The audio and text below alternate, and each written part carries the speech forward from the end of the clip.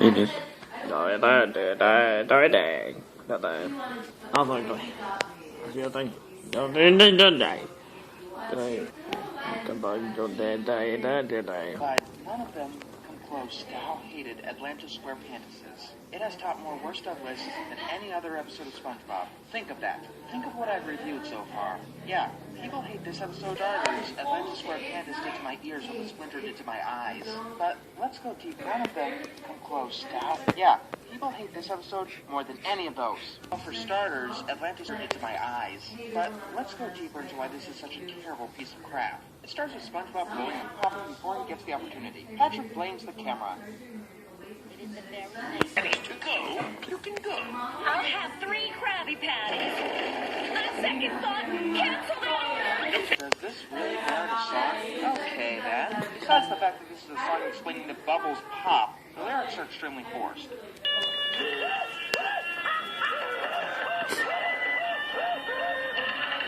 is a song explaining that bubbles pop. The lyrics are extremely forced. Siren! Oh, pirate, am I? All right. Pointless song. SpongeBob blows a bubble that encases the both of them. It lifts them off the ground and sends them careening into a random cave. The Bottom Museum. We cut to Mr. Krabs being his usual greedy self, charging people to get into the museum on a day when it's supposed to be free. When he's off the building, and it just so happens that Squidward is already there, of Atlantis, and thinks that SpongeBob stole it. I'm a pirate. The worst in only 17. What of it? Season or 2. It turns out that SpongeBob didn't steal the amulet of the other half of it. While Squidward is ranting on about Atlantis, I'm just thinking of if the writers actually know what an amulet is. To be worn around your neck, not a big fat medallion. Hear this. I'm captain of this ship, Captain Krabs. And I say... Civilization. SpongeBob and Patrick learn of the oldest living bubble. They currently...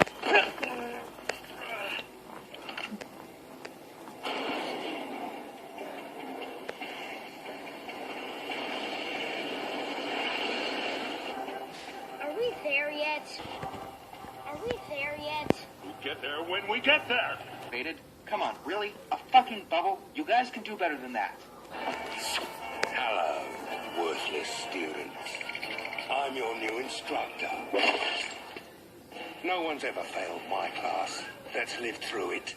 Try. Oh, and Sandy just so happily butting into their conversation about Atlantis. So we've spent like 3 minutes. Woodward likes art, SpongeBob and Patrick like bubbles, and conversation about Atlantis. So we've spent like 3 minutes establishing that Mr. Krabs opened the way to Atlantis. Squidward is able to laser, which causes a van to drop out of the ceiling. Then the amulet goes into the van because... it's magic. Inside the van, we get... It's very hard work to blend 2D characters with 3D animation. It's a good thing these guys are... It's very hard work to blend 2D characters with trying. Unfortunately, the van is out of fuel for forward motion, the fuel to do anything with it. So our heroes push the van out of the museum, turn it to a gas station. But it doesn't have a gas tank because it fuels. Instead, it runs on song, which means that the...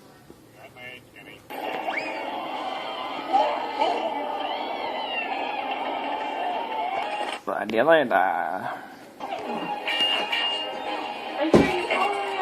get something remotely pleasing. đẹp quá đẹp rồi.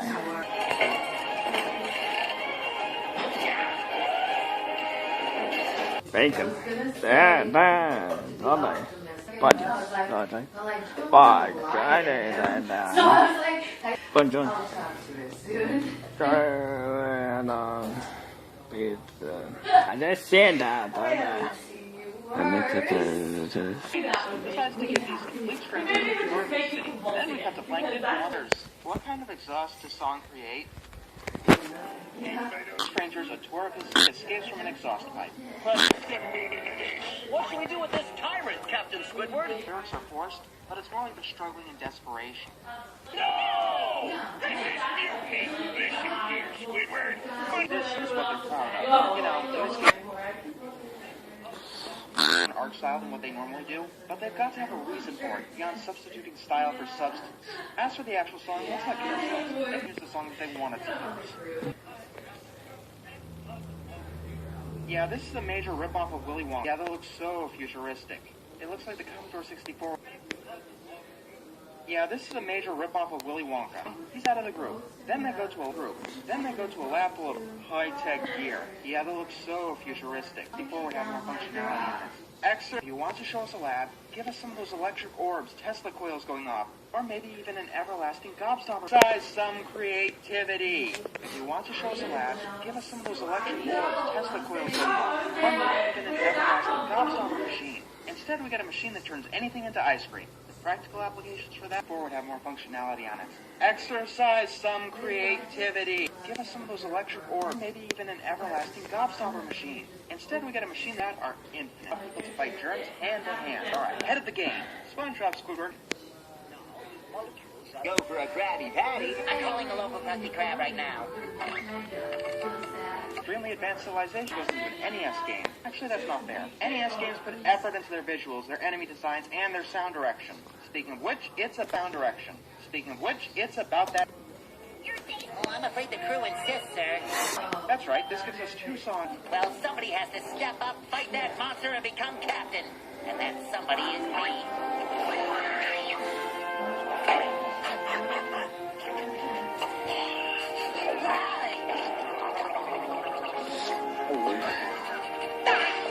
An actual Atlantean culture.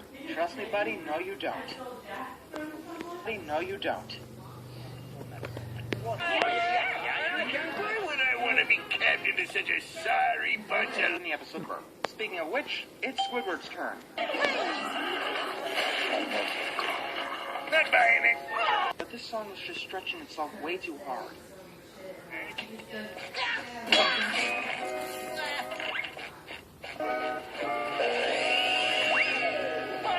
Build up, or a half-assed attempt at it. Apparently this bubble was improvisation because I don't fucking know. That's it. Well then, I'm gonna do the worst thing I can do to your old dime. Back at the beginning, the bubbles were popping before the camera went off. If they can't get the big details down, why not? We cut to the others eating SpaghettiOs. Painting in a few hours. Well, that was anticlimactic. Again. And when questioned, Patrick spills the beans.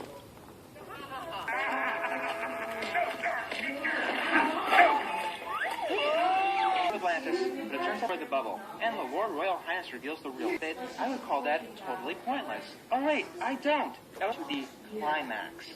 Sandy, the totally incompetent guards with useless weapons. You know, SpongeBob at all. You know what I find funny? It's the way the climax of an episode, but not the fact.